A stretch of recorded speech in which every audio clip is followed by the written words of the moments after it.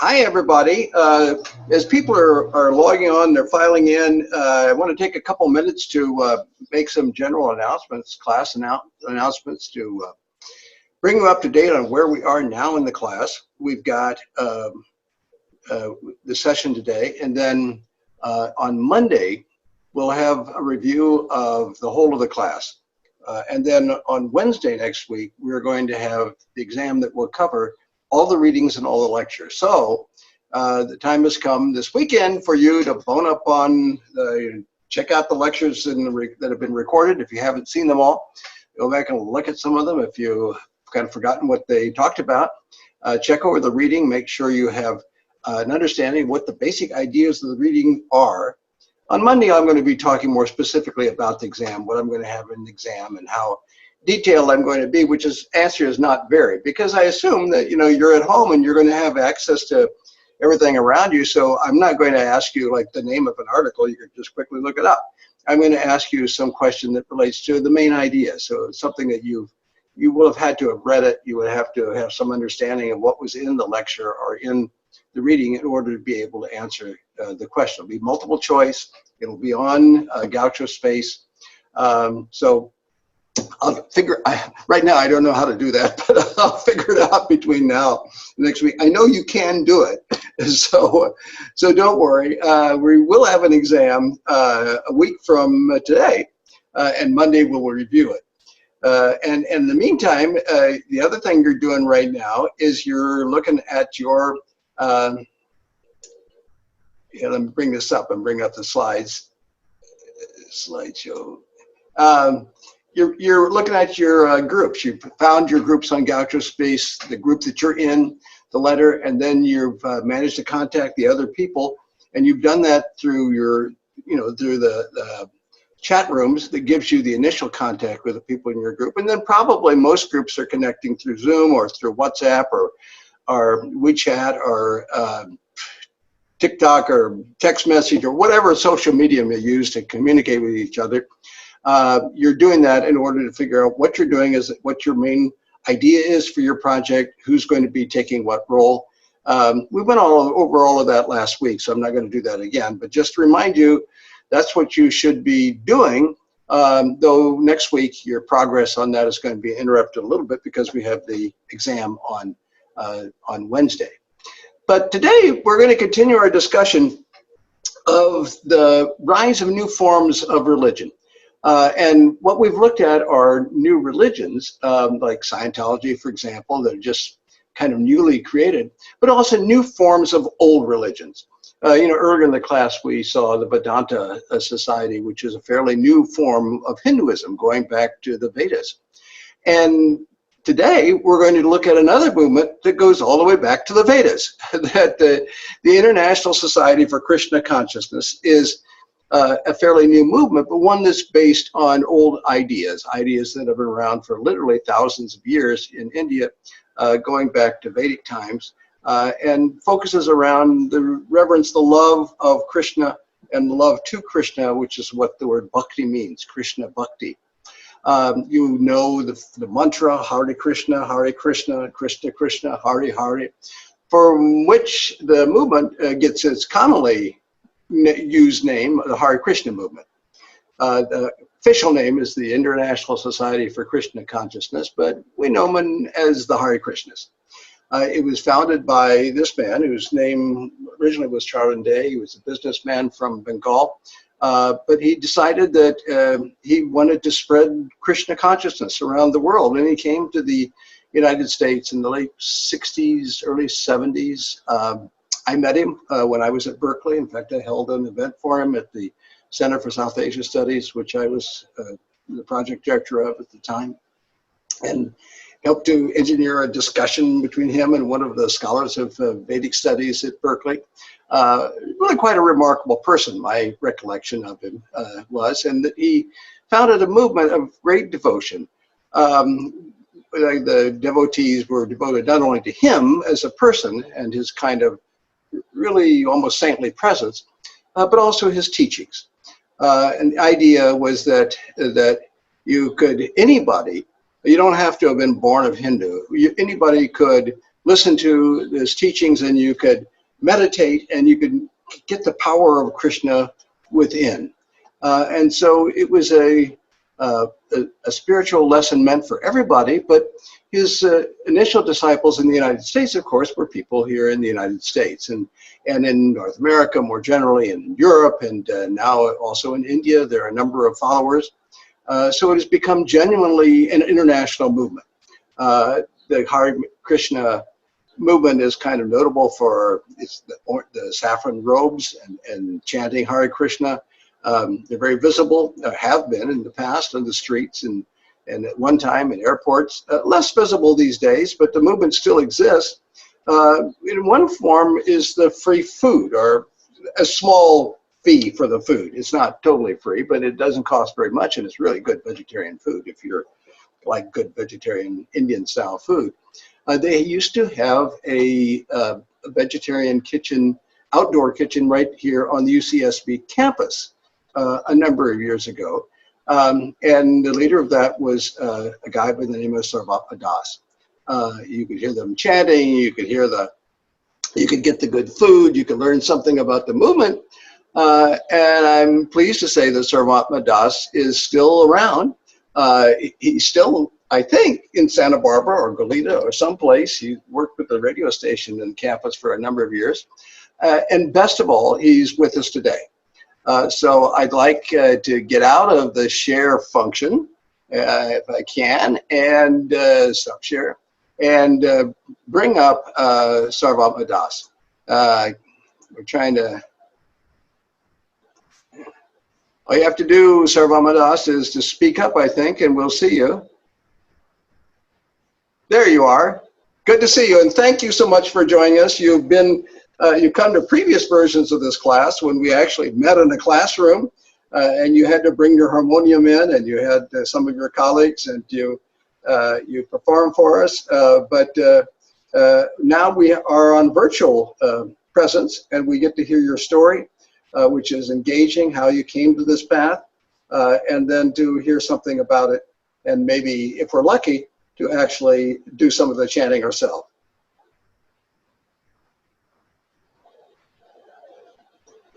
We need to unmute you. According to my calculation, you're unmuted, but I don't hear your voice. I heard you earlier when we were talking, but I don't hear you now. So, can you find something that will let us hear your voice?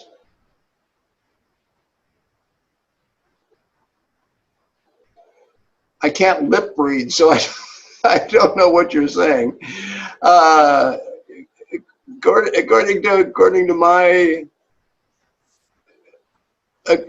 to my records here, you are unmuted. So, yes. There you go. Yeah, now I hear you. Great. Yes, you heard my introduction, right? Yes, I did hear everything you said. Actually, geographically, we moved to Denver a couple of weeks ago. So you're no longer in Goleta? No, I'm no longer in Goleta. That was a 26-year stint. Wow. No longer viable for us. This is the first post-pandemic interview or attendance to your class. It's been quite nice for the last 20-some years. I've been pretty much every year. Well, the wonderful thing about Zoom is you can be any place on the planet, and as far as we're concerned, you're right here. Okay. Well, welcome everyone. Those who are wherever you are. Tell me, what would you like me to speak on? Well, one of the things you've done before that we found very moving. Of course, we want to know a little bit about the Hari Krishna movement in general, but in particular, how you came on this path. How your own kind of life searching led to a movement that not a lot of people in this class, I don't think, have joined or even think about, but it hit you as a very powerful attraction at one point of your life. Can you tell us that story? Yes, I'd be happy to.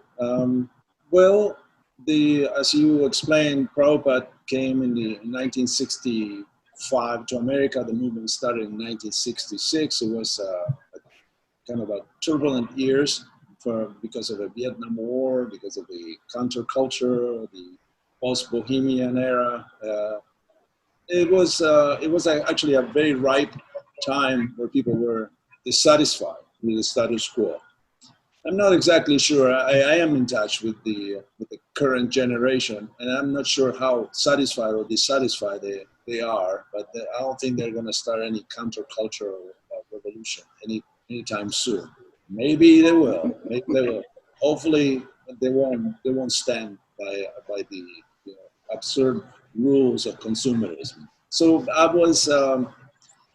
I was born in the 50s. I was born in the mid-50s in South America, in Argentina, in an upper middle class family. And I was always inquisitive about philosophy. I basically was trying to understand what the world is about, who we are, where do we go after we die, and there is life after death.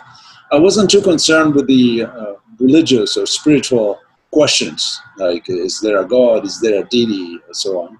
As I was in a milieu that didn't quite involve God or the divinity into the picture. So my explanation, my explanations were about philosophy and psychology and sociology. I was reading like whatever everybody read, besides the classics, Marcuse and Sartre and Camus and Angela Davis. I was reading everything I could about everything, and I was also reading Nietzsche and Dostoevsky. I was definitely affected by existential angst. So in that frame of mind, when I was in my teens, actually when I was 9, just let's start a little earlier. When I was 9, I had a very deep void within my heart. It couldn't be filled then by any amount of cultural interaction and relationships and anything like that. It was, I admit, it was a little precocious. 9 years olds usually don't have these kind of existential quandaries. But I thought that I wouldn't want to be like everybody else. I was already a little different. So I gave myself a year, which in a 9-year-old, a year is a long time, to try to understand who I am and what the world is about. What's the meaning of life? And if I couldn't find it, I would just take my own life.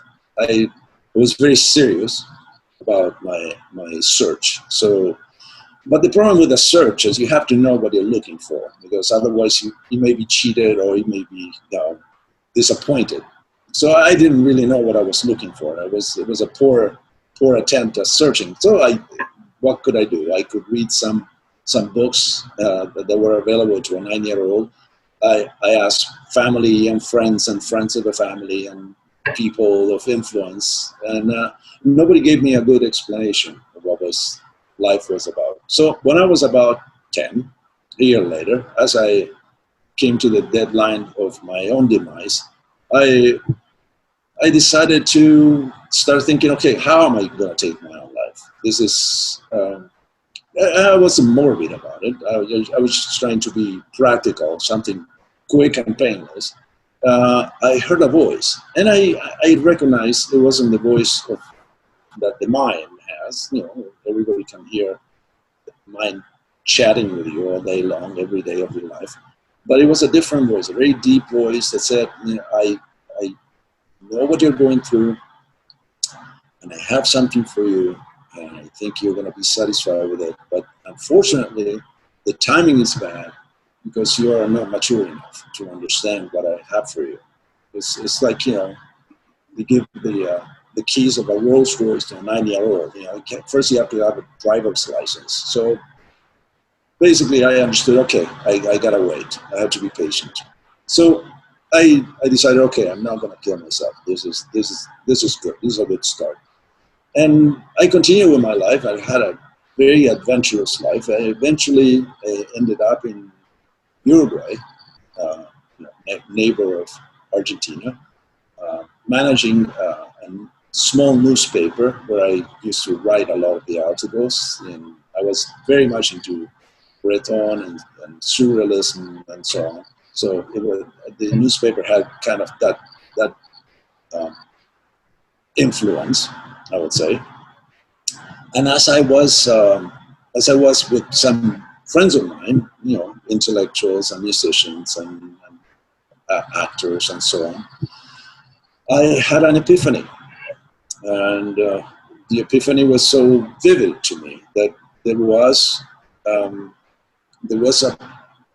an intelligence behind, which is what I was looking for. Who organized all this mess? This is obviously there is an architect to this. Whether it's a madness or it's a beautiful mansion, there is an architect. So I got more than a hint. I got a very deep realization, and I thought this was a shared occurrence, as we were all smoking weed at the time, and I thought because of the doors of perception, as Huxley called it, this was a shared epiphany. It wasn't just me. It was half a dozen people, but they didn't seem to understand what I was going through.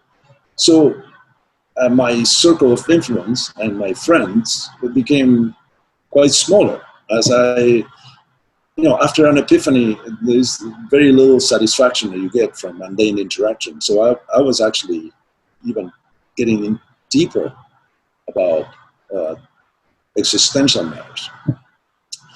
And I decided to isolate myself, as I couldn't relate to people and people couldn't relate to me anymore. I just became an island.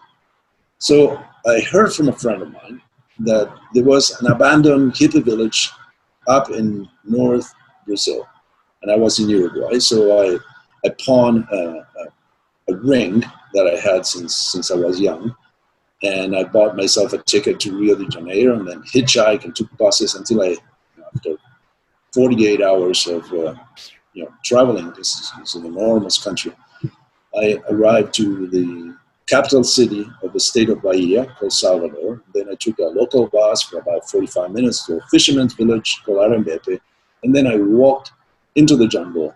It's not the jungle like jaguars and pythons and so on. It was actually quite nice, next to the ocean, with a nice little lake and a couple of abandoned small huts.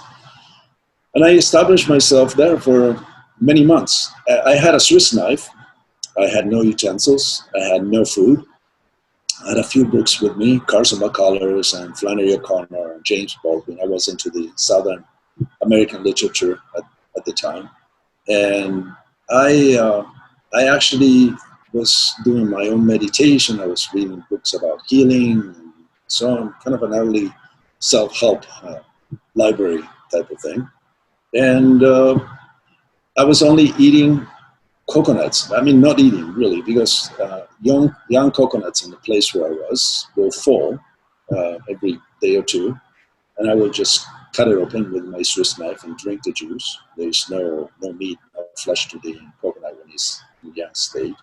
And there was a river, and the river was very pristine, so I would drink the water from the river. And this was my life. I was actually meditating and doing a lot of thinking, a lot of prayer, and drinking coconut juice, coconut and water. I had no other form of nourishment for many, many months. So those who think that you can't live without French fries, well, I have news for you.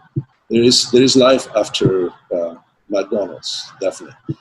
And one day, I actually, after a few months, a guy that was in a similar situation to mine, also had his own epiphany from Brazil, came and joined me. I hadn't seen people for a long time, and we were discussing these topics. What's life about? And we realized that there was a prime mover, so we were happy to discover, who is God? What is God? Who is God? My suspicion is that God was female, because there's no reason for beauty unless females are present. Really, they decorate everything and they put flowers here and they create, they admire sunsets and rainbows, whereas men are a little more oblivious to this kind of thing. So my suspicion is that the deity was a feminine deity. God was a woman. So one day we ran out of pot because, that was my 800 calling card, to God. And we decided I would go to town, which was a long trek at that point. I hadn't seen people or wore a shirt. I was wearing swimming trunks most of the time. The temperature was ideal, 78 degrees, and always sunny and beautiful. So this friend of mine made flutes out of bamboo sticks, and he made a few, and I kind of a musician myself, so I took a bunch of flutes in a bag and put a shirt on, and sandals, and walked to the fisherman's town, and I took a bus and went downtown to a crafts arts market and sold them right away. So I wanted to get some pots so we can get back to business, which was, trying to understand the nature of the absolute. It was no small thing. And I actually, for some reason, I decided to call my parents. This is good advice, actually. If you are absent from your family, from your parents for 6 months, they don't know where you are. It'd be nice to give them a call. So there were no cell phones at the time, and I had to go to a particular building to make a phone call overseas.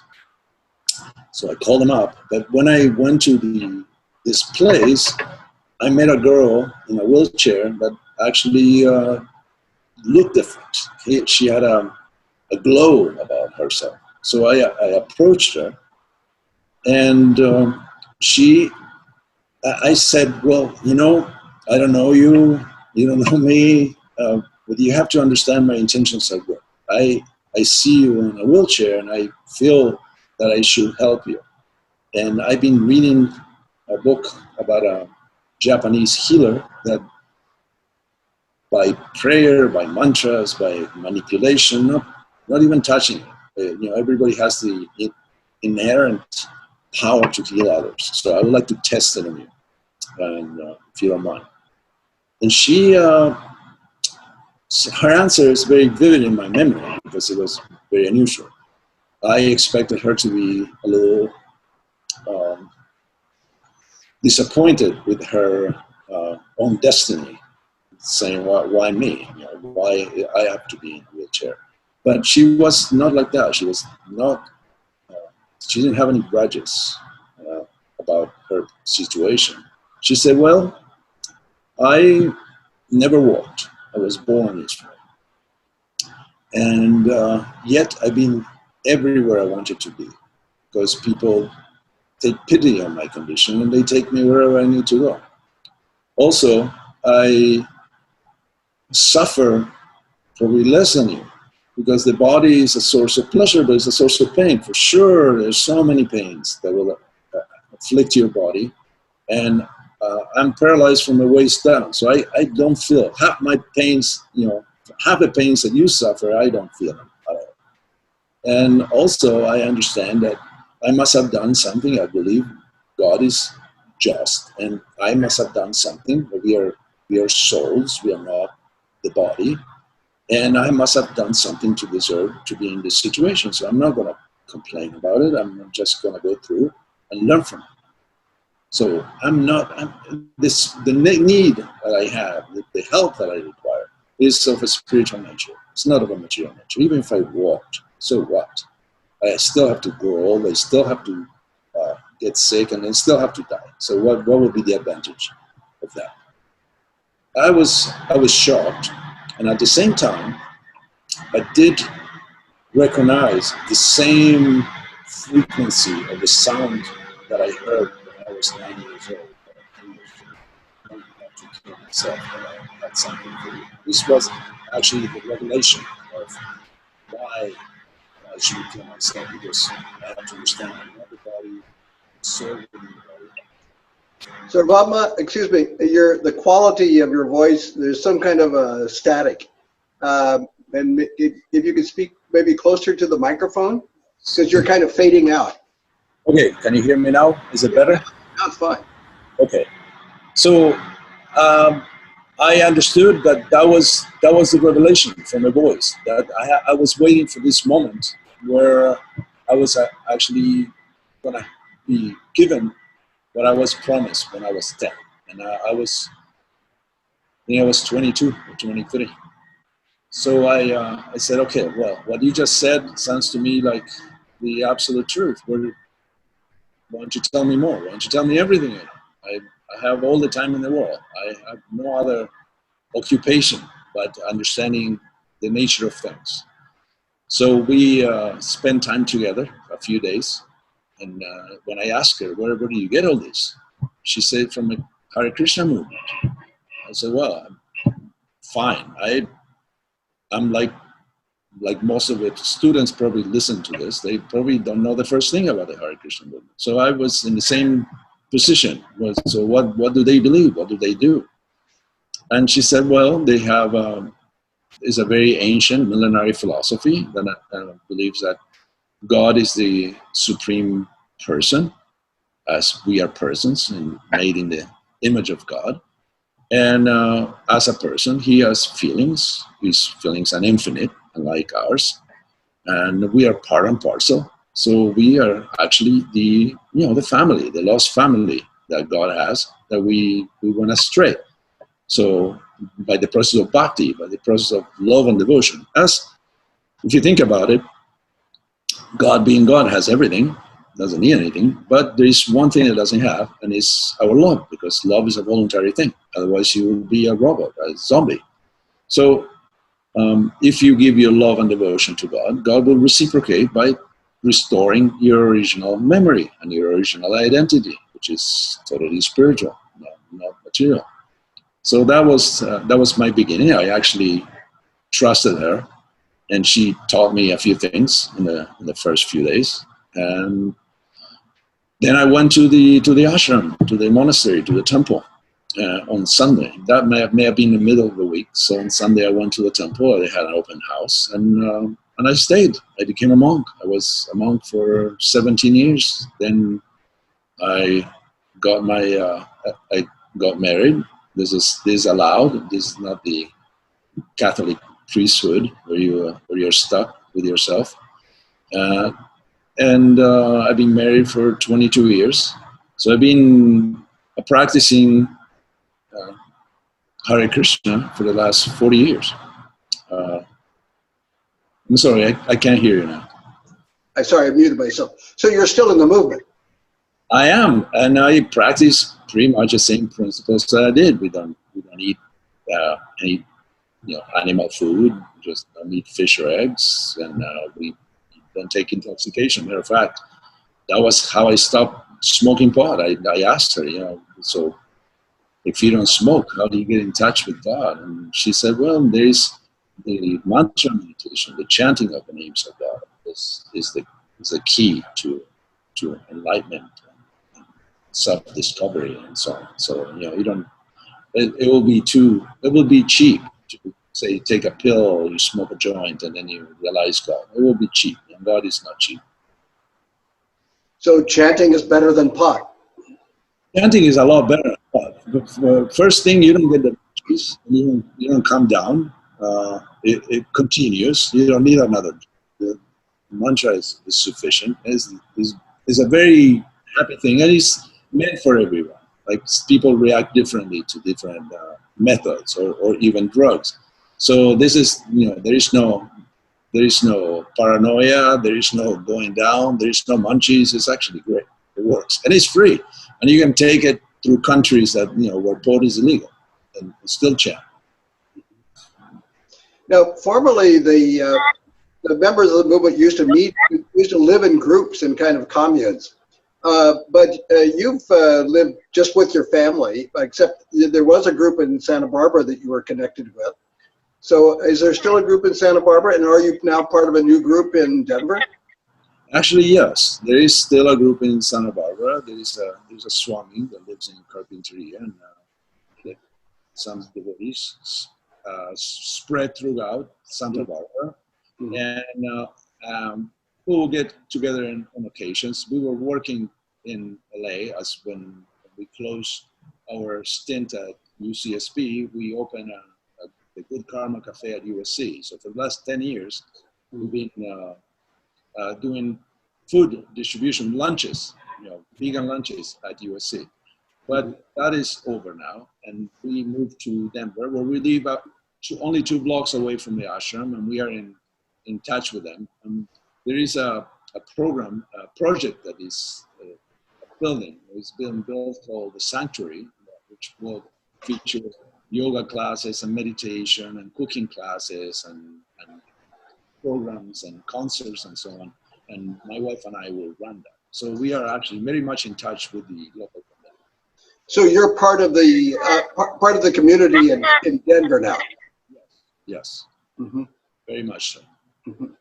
They are actually the managers, the kind of the president of the Krishna community and his wife are good friends of us. So they're the ones who invited us to come over. I see. Can you give us an indication of how the group organizes itself and what you do besides chanting? Yeah, well, we have ample literature, as you were mentioning, that the movement is as old as the Vedas, and the Vedas are 5,000 plus years old. There is classes on philosophy. Actually, I gave a class this morning at the ashram, and there is outreach programs. There is a restaurant. There is a vegan restaurant running out of the ashram as well. There is a group of celibate monks. There is TD worship, a service done for internally and externally. So my wife and I are going to be involved in pretty much all the aspects of the community. And we also, they have given us a nice little home, and we are also going to have programs out of our home. We are still unpacking, but we'll get to that point. And we are thinking about, the restaurant is open from Wednesday through Saturday. So because we are chefs, both my wife and I, we are thinking about doing a chef's night, just for a different type of people that may want to experience a little bit of a gourmet experience, not just a bit of an upgrade. So on a different night that the restaurant is open. But we have a lot of projects that we are involved in. But isn't everything closed now because of the pandemic? Well, yes, the restaurant just started doing deliveries and takeout, and I'm talking about the future. Whenever things reopen, but we quarantine ourselves for a couple of weeks here in Denver. And now we are getting together. I mean, the groups are small, but there is Zoom and there is streaming and so on. So the community participates at a distance at this point. But hopefully, if it ends up, we'll change it. And the sanctuary will be completed by September. So we'll have our hands full. So now, I'm sure people have a lot of questions, but we also want to hear about the chanting, and we would like to ask you to lead us in chanting. How would you like to do this? Do you want to have the questions first and then end with the chanting, or do you want to have some chanting now and then questions and then end with some more chanting? What would you like to do? You're the boss. You tell me. If people have questions now, then maybe we can talk about it. Actually, I do, since I don't have a percussionist with me, but I brought my piano. I think we'll take the computer to on top of the piano, and we'll chant together that way. Okay, fine. So let's have open questions now. If you have a question, you can either put your question on chat, so I can open up the chat function on the side of your screen, everybody, or just to start talking, or raise your hand. That's another option if you have a particular question. So while people are thinking of questions, let me ask one. You mentioned that you got married, but then you also talked about celibate monks. Are monks, for people who are in the movement, are you supposed to stay celibate until you get married? Yes, that's one of the teachings is that the body and everything else should be meant for the pleasure of God, not for one's own sense gratification. We can practically observe that even animals enjoy sex. It's not, and they don't have any of the trappings of modern society that we have to disguise it and make it more seductive and sexy. Dogs have sex in the street in plain view, and they're having the same fun that somebody is, in a $5,000 a night penthouse. It's the same thing. So as far as things that are available both to humans and animals, we can observe that there is eating, sleeping, mating, and defending or fear. So those are things that we have very much in common with animals. There's no difference. So what makes us different from other animals? And sex is not one of them. So sex is like an itch. It's like, if you're hungry, you need to eat, right? But there is also fasting. So you could fast and tolerate. And I tell you, because I've actually, for the last couple of years, I've been practicing fasting, very intense way. Last year, I did a 21-day water-only fast. And recently, I did a 6-day dry fast, which means not even water. And I would say 90% of it is mental. The physical enters only the first day, that your body is not accustomed to this kind of treatment, so tries to torture you or misguide you that you're gonna die if you don't eat. But it's not true. It's not quite true. So sex is like some sort of rash that you get, and it's possible to control it, just like hunger is possible to control. So if you don't scratch, it won't itch. You just have to be patient. So it is possible to be celibate and to be happy. It's not like you're celibate and you're thinking about having sex all the time. Eventually, it goes away. It's obviously it's not meant for everybody. That's granted, but it's possible. Then why did you get married? I think it was my desire for companionship wasn't fulfilled. It wasn't boredom. It wasn't loneliness, because I've been alone more often than not. But I had this very strong desire for companionship, and I wanted to find someone who was akin to my idea. That I married a Krishna devotee. It wasn't just some chick out of the street that I did, and it worked out quite well. Actually, 22 years with the same person. I just had my 50th wedding anniversary last year, so I beat you by a couple of years. But tell me, can women become monks as well as men? Yes, there is a number, a percentage of the women that do not marry, although perhaps not as prevalent or prominent as the men that don't marry. And even among the monks, again, because there is no restriction that you're stuck for life, you can actually progress. There are different stages in spiritual life that involve moving in a different social direction or different spiritual direction. So marriage is not a letdown, or it's not a step back. It's a progression. Usually people don't skip, you can see that people go to university and some finish mostly they finish in 4 years, and some finish in less. And so some are able to do it. As far as women, it's less common, but also occurs. That women are very very centered, very serious, very dedicated, and they seem to not find a time or interest for family life. They don't want kids. They don't want a husband. They just want to study. They want to practice their discipline, and they want to make spiritual advancement the center of their lives.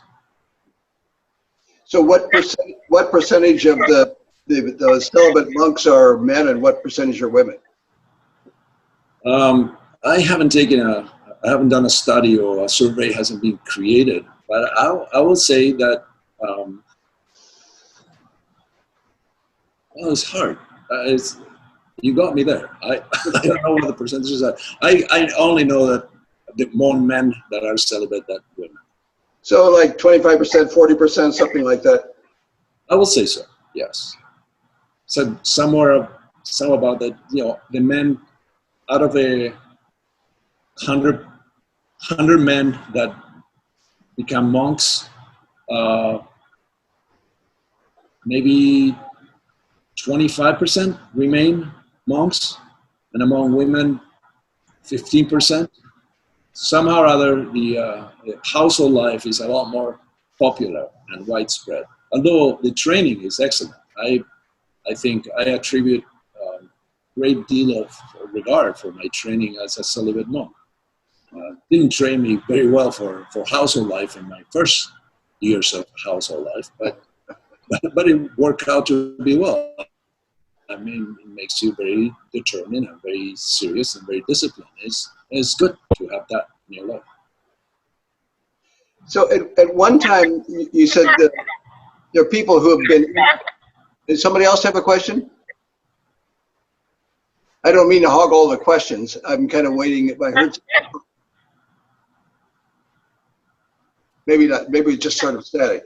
But you said that some people, maybe, but 15% stay, and then does that mean that the majority of people kind of drop out after a while?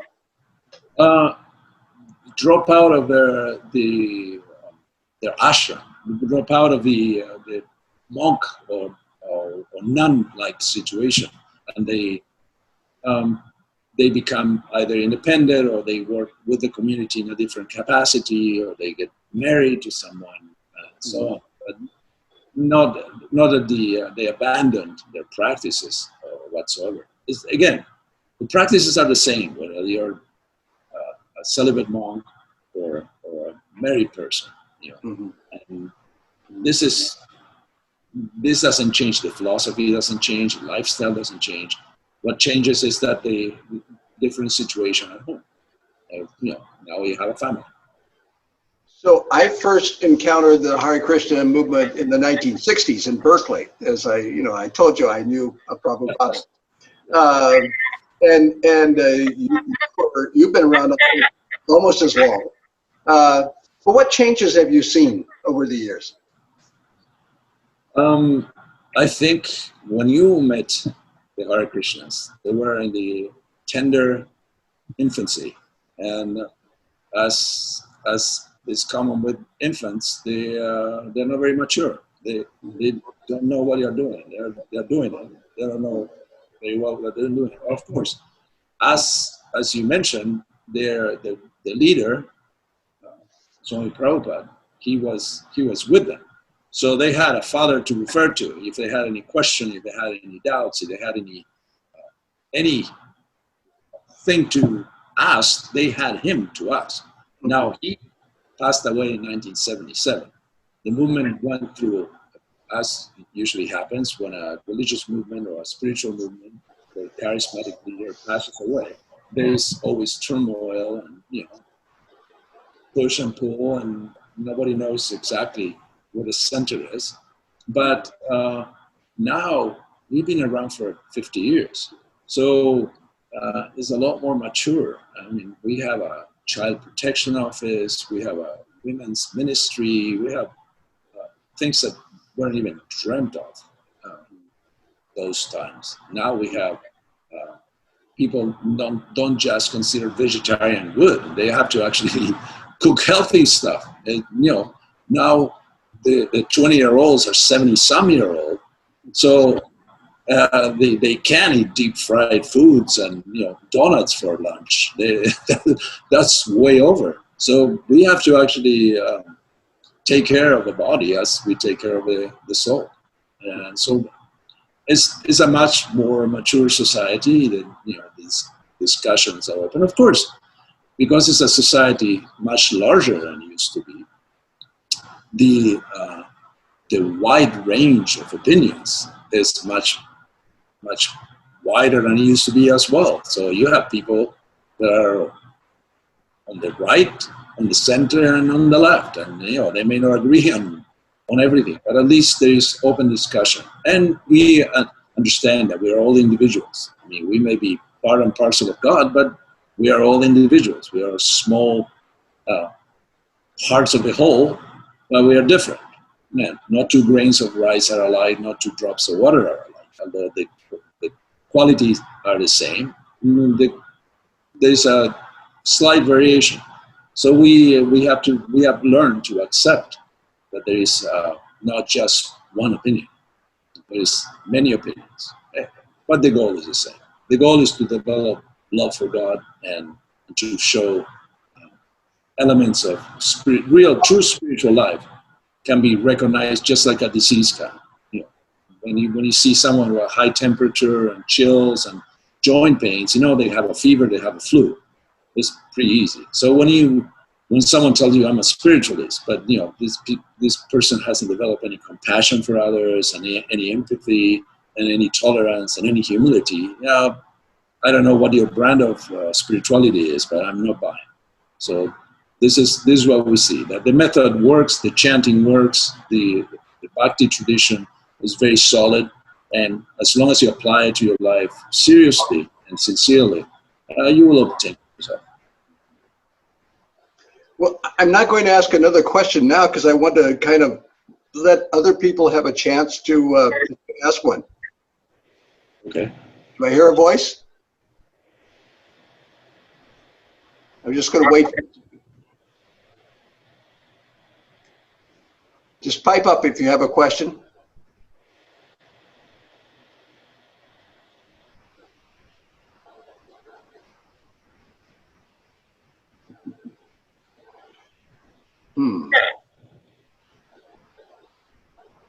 I heard a noise. Was that a question?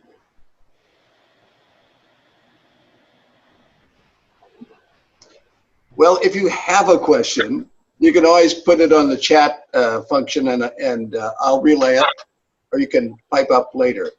But clearly, people have been so mesmerized and impressed with what you've had to say that they're in such awe that they're speechless. Flattery will get you nowhere. So as we move into the whole the chanting section of our get together today, can you tell people why this is so important and what it means, and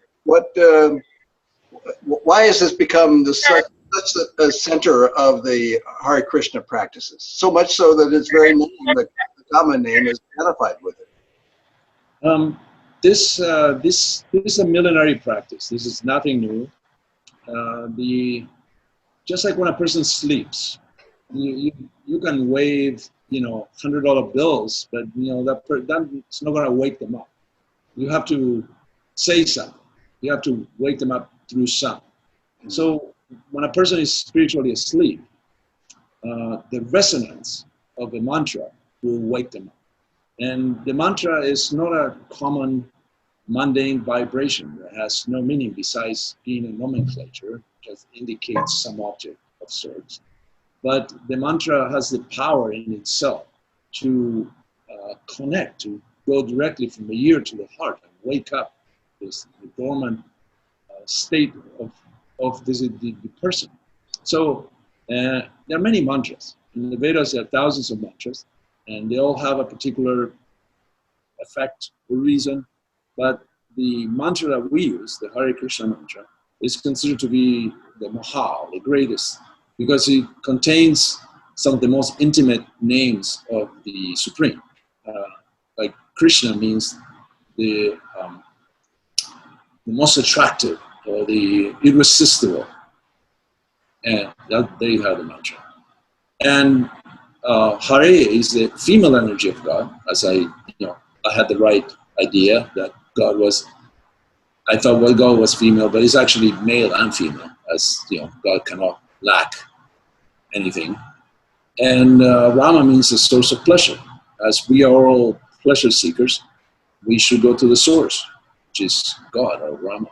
So this mantra, and you say, well, repetition, but there's two things. There is mindless repetition, which is simply will numb you or bore you to death. And there is the repetition with a sense of purification. Like, for example, if you see streaks on a glass, you don't just get a paper towel and just swipe it once. You actually do it repeatedly until the streaks are all gone. So our heart is covered with impure things, like desires that are not part of the self, like lust, anger, greed, jealousy, madness, illusion, pride, so many things. So you have to really go at it until you get it clean. And the mantra is that. It's just a powerful spiritual cleanser. The more you do it, the more you will remove the layers. And the layers are so many that, no matter how, it's like cleaning. Prabhupada equated it to cleaning coal. You clean coal all day long to find a diamond, and you will get more and more black coming out. So that's the heart is a diamond that is covered by coal. So we have to really chant as much as we can, and not just chant as a mindless repetition or as a show of devotion, but you have to do it with your heart. You have to understand that this is a medicine. The medicine, if it's effective, it will work, regardless of what you believe.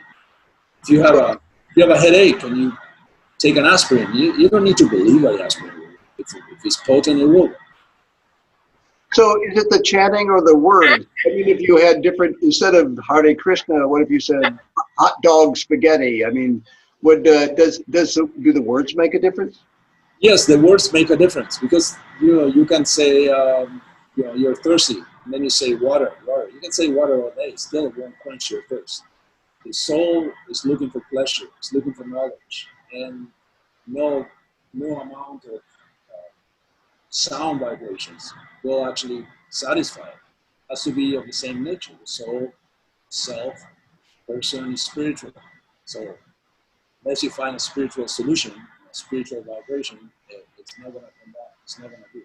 So you can say Coca-Cola all day and won't get any kick out of it. But I've been chanting again. That's one example. I've been chanting Hare Krishna mantra for 40 years, for nearly 2 hours a day. I don't get tired of it. I'm not a zombie. I understand the difference between guys. So I'm sorry, you're fading away. But each of these words, Hare, Krishna, Rama, are different names for God, right? Yes, they are. Yeah. And combined is a prayer. It says we're asking God to remove the veil of illusion that impedes us from seeing ourselves as we are. Impede us from seeing God as He is. So this is a prayer, and it's a mantra. The names of God, they're very powerful. They have all the power in God is imbued within the mantra itself. You see, that's a difference between a mundane word or sound and a spiritual sound. If you say guitar, doesn't have the resonance and the sound of a guitar, and it's not a guitar, it's just a name for an instrument. Whereas Krishna, the name and the person are non-different. That's the power of the mantra. Okay, we have about 5 minutes left, so if you want to take us, Yes, happy to. All right.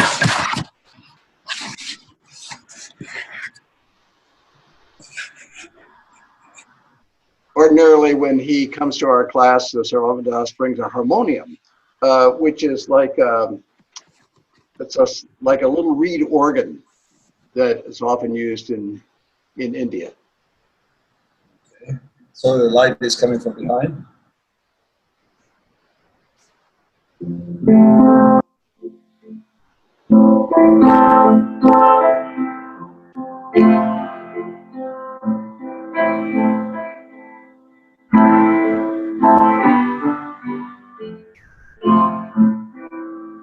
Hare Krishna, Hare Krishna, Krishna Krishna, Hare Hare, Hare Rama, Rama Rama,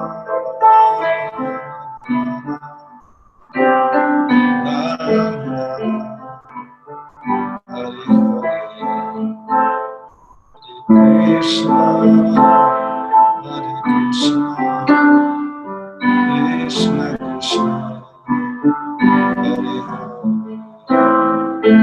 Hare Rama, Hare Rama, Rama Hare Hare. So together, Hari Krishna, Hare Krishna, Krishna Krishna, Hare Rama, Hare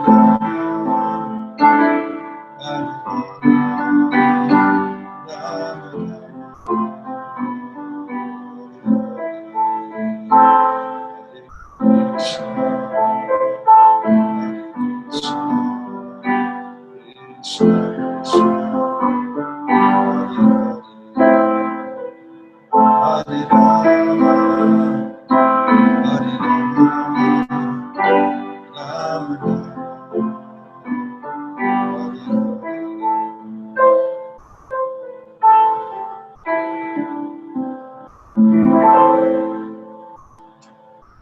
Okay.